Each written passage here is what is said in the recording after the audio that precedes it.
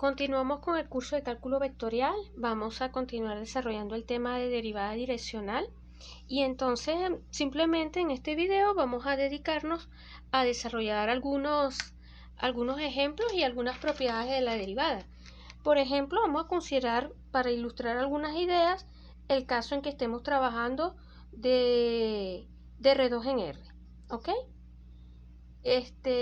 Vamos a considerar U perteneciente a R2, un vector arbitrario, un vector cualquiera, y entonces este vector lo podemos expresar como coseno de tita por i más seno de tita por j.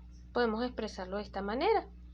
Entonces, en vista de la definición anterior, habíamos visto que la derivada direccional de la función f en un punto x sub 0 y sub 0, ¿ok?, va a venir dada por, aquí lo escribo aquí abajo, el límite cuando h tiende a 0 de f, y ahora nos va a quedar esto, fíjense, x sub 0 más h por u, pero h sería h coseno de tita, coma, y sub 0 más h seno de tita, todo eso menos aquí apretadito el punto de coordenada, el valor f de x sub 0 y sub 0, todo eso sobre h.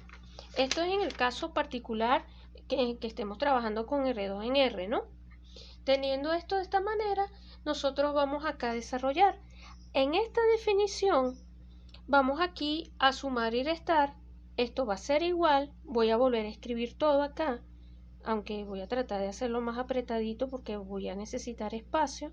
Aquí me quedaría f de x sub 0 más h, voy a volver a copiar todo con calma, y sub 0 más h seno de tita, ¿ok?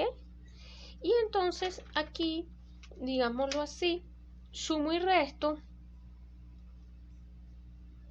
f de x sub 0, es como una especie de término cruzado, y sub 0 más h seno de tita, ¿ok? Y sub 0 no sé, porque el marcador es muy grueso, discúlpenme, pero no puedo hacer más nada.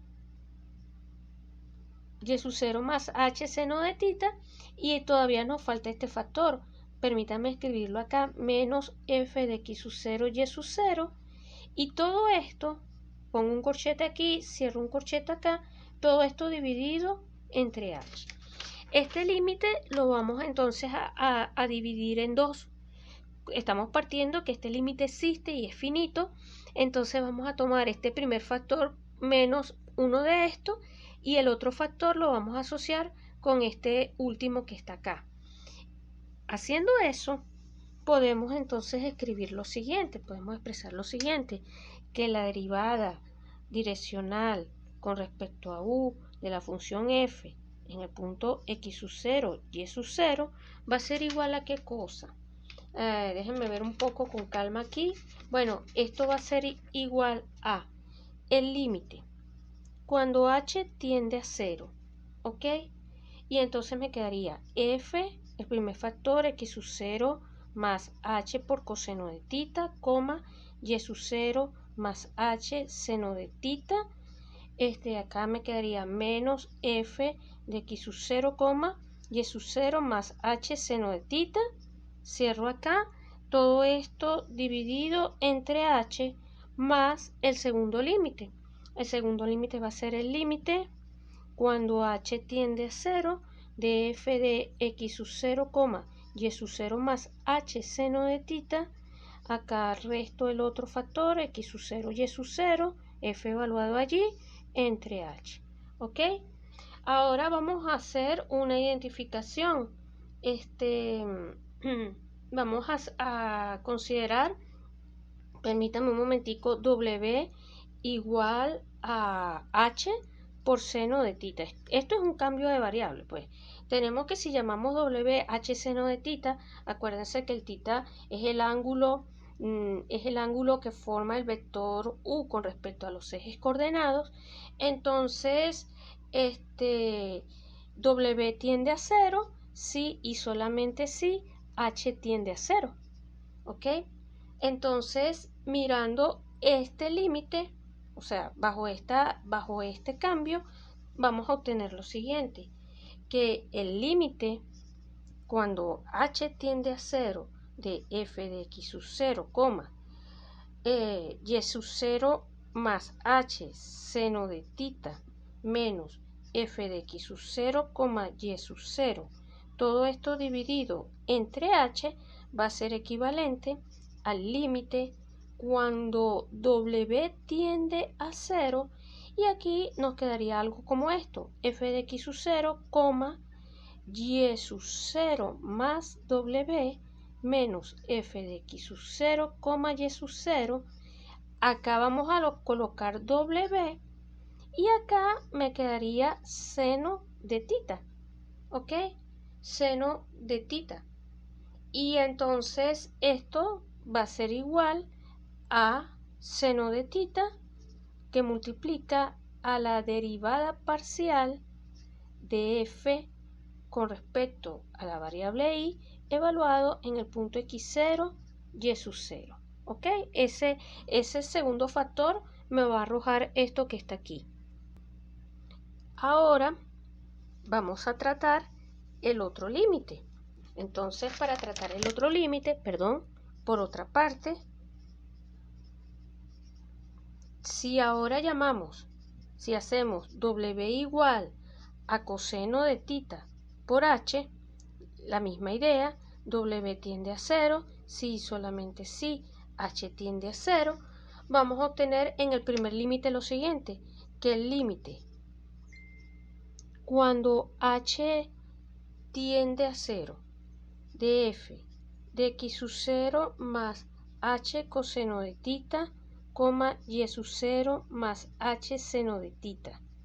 Esto menos, vamos a ver si aquí lo que me preocupa es el espacio, menos f, y aquí habíamos dicho que esto era x sub 0, y sub 0 más h seno de tita, todo esto apretadito aquí, todo esto entre h. Este límite va a ser igual a ¿qué cosa? Bajo estas consideraciones, bajo este cambio, al límite cuando w tiende a 0 de, y aquí nuevamente f de x sub 0 más w, acá va a quedar y sub 0 más, acá cámara lenta, aquí nos quedaría w por tangente de tita menos f de x sub 0, y aquí quedaría w, y sub 0, ¿ok? Más w tangente de tita, ¿ok?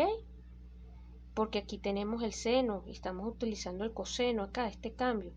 Todo esto sobre, aquí aparece el factor w, pero todo esto va a estar multiplicado acá apretadito por coseno. Bueno, lo voy a escribir aquí abajo porque si no, no se va a poder leer. Todo esto multiplicado aquí abajo, todo esto multiplicado por coseno de tita. ¿Ok?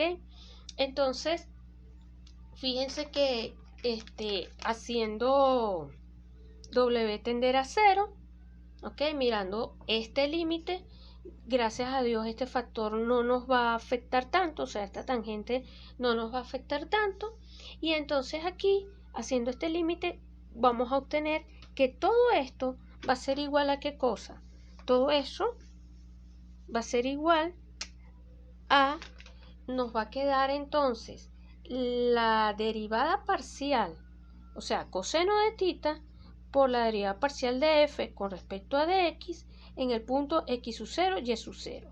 Acuérdense que cuando colocamos igualdad aquí es bajo el término del límite, o sea, esto es un comportamiento asintótico porque estamos tomando un límite. En otras palabras, ¿qué estamos concluyendo entonces de todo este análisis? En conclusión, tenemos que la derivada parcial de u en el punto x sub 0, y sub 0 lo podemos escribir como el producto escalar de coseno de tita por seno de tita este vector coseno de tita seno de tita por, de una vez, el gradiente de la función evaluado en el punto x sub 0, y sub 0. Tenemos entonces esa identidad.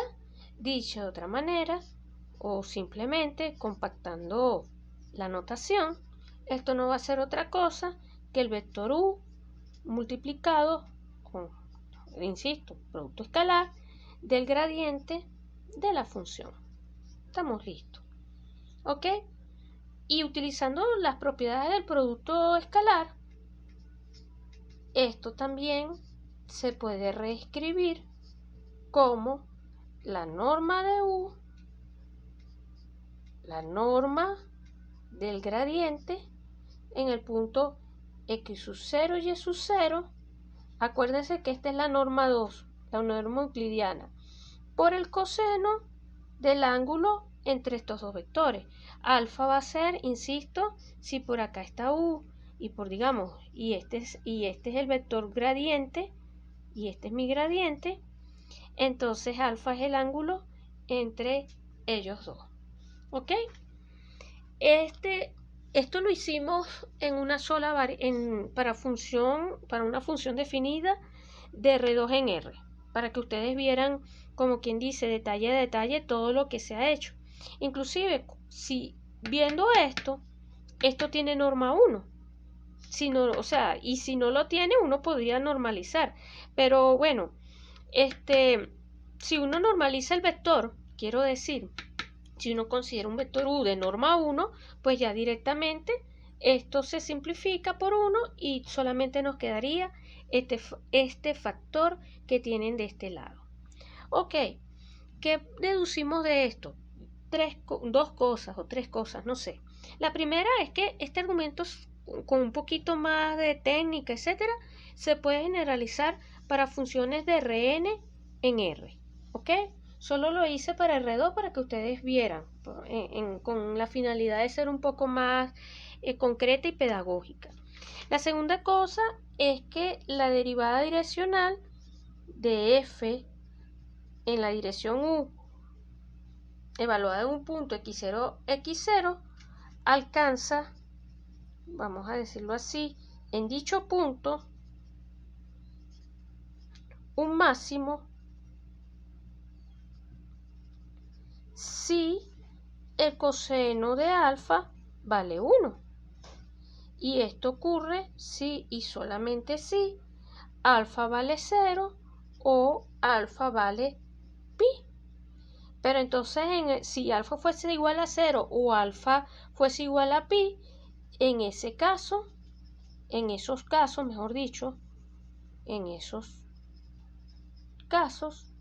tendríamos entonces que la derivada direccional de u de f en el punto x sub 0 y sub 0 sería paralelo al gradiente de la función en el punto x0 y sub 0. O sea, tendríamos que estos dos vectores, por la fórmula anterior, son paralelos.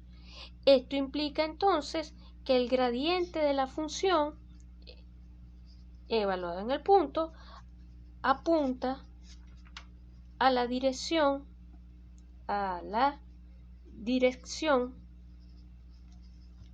de mayor declive. ¿De quién? De la gráfica de S. ¿Ok? De la gráfica de mayor declive de S, de la superficie. ¿Ok? Y además tenemos que cuando ustedes miran la norma de eso, además, vamos a hacerlo así, y la tasa de cambio de ese declive viene dada por este valor. En este caso, la derivada direccional, o sea, la tasa de cambio en ese punto va a venir dada por la norma de este vector. Acuérdense que siempre norma euclidiana. ¿Ok? Entonces, una aplicación de esto en los cursos de cálculo, en los cursos de cálculo con geometría analítica se ve, ¿no? Un curso básico, lo que en la universidad llaman matemáticas 3, qué sé yo. Un ejemplo clásico. Se tiene que un insecto está ubicado en un punto X sub 0, Y sub 0, perteneciente a la superficie. Si se mueve, o sea, si el insecto se mueve en la dirección, pónganle, vamos a llamarla 1, 1, este es el vector de coordenadas 1, 1, la temperatura en S aumenta a razón de 7 sobre raíz de 2. Pónganle grado centígrado, grado Fahrenheit, no importa, ustedes coloquen en la unidad que mejor les convenga. Ahora si el insecto se mueve en la dirección 1 menos 1, nuevamente tenemos que, vamos a suponer que la temperatura en S aumenta a razón ahora de ¿qué? Vamos a suponer que aumenta a razón de 1 sobre raíz de 2 grados centígrados, qué sé yo. Entonces, me imagino que el insecto tiene sentido de supervivencia y no se quiere achicharrar. La pregunta que se haría el insecto, ¿cómo debe moverse? Él se preguntará, ¿cómo debo moverme para que la temperatura disminuya, ¿verdad? Para que la temperatura, aquí apretadito, vamos a ver si lo puedo, siempre quedo apretada, para que la temperatura disminuya y disminuya lo más rápido posible, ¿no? Disminuya inclusive lo más rápido posible porque ese insecto se está quemando. Entonces, simplemente el planteamiento de esto y la respuesta a esto vendría dada de la siguiente manera. Primero vamos a tomar la fórmula de U de F igual a U por gradiente de F. Vamos a partir de esta fórmula y vamos a establecer un sistema porque no conocemos quién es la fórmula de F, pero sí podemos decir lo siguiente. Si U es igual a 1, 1, entonces sabemos que la derivada I vale 7 raíz de 2 sobre 2 y esto no es otra cosa que 1, 1 por el gradiente de F. Y si U vale 1 menos 1, entonces sabemos que raíz de 2 sobre 2 tiene que ser igual a 1, o sea, el producto de esto por el gradiente de F. Resolviendo esto, o sea, planteando esto explícitamente, vamos a obtener el siguiente sistema. F de X más F de Y va a ser igual a 7 raíz de 2 entre 2. Y acá vamos a tener F de X menos F de Y igual a a raíz de 2 sobre 2. ¿Ok? Entonces, resolviendo estos sistemas, ¿ok? Ustedes pueden perfectamente, por ejemplo, acá simplificar estos dos. Con este se suma, entonces quedaría 2f de x igual a qué cosa. Y aquí sumamos, ¿verdad? Sumamos raíz de 2 sobre 2 y aquí sumamos este más este. Cuando sumamos estas dos ecuaciones, repito, estos dos se simplifican, aquí me quedaría 2 y aquí sumando este más este saco factor común de 2 sobre 2, 7 más 1, 8, ¿ok? 8, acá pasa, este 2 pasa acá, nos quedaría 4 y 8 entre 4 a 2, o sea que f de x, sin lugar a dudas, sería 2 raíz de 2, ¿cierto? Espero no equivocarme mucho en la cuenta. Y después, por ejemplo, sustituimos, permítanme guardarlo aquí, 2 raíz de 2. Y ahora sustituimos en cualquiera de las dos ecuaciones. Pongámosle que vamos a sustituir entonces 2 raíz de 2 más f de y igual a 7 raíz de 2 entre 2. O sea que f de y va a ser igual a 7 raíz de 2 sobre 2 menos 4 raíz de 2 sobre 2, porque este lo estoy pasando restando, pero lo estoy multiplicando por 2. O sea que f de i en nuestro despeje va a ser 7 menos 4, 3, ¿no? 3 raíz de 2 sobre 2. ¿Ok? 3 raíz de 2 sobre 2. Y entonces fíjense un detalle, ¿no? ¿Qué estamos concluyendo? Que nuestro gradiente, fíjense que no conocemos la función, pero con todos los datos podemos concluir que el gradiente de la función, el gradiente bajo estas condiciones va a ser igual a ¿qué cosa? A 2 raíz de 2, 3 raíz de 2 entre 2. ¿Ok? Ahora bien, habíamos comentado que el gradiente apunta a donde hay mayor declive. ¿Ok? O sea, apunta en la dirección donde hay mayor declive de la superficie. Y justamente allí la tasa de cambio es mayor.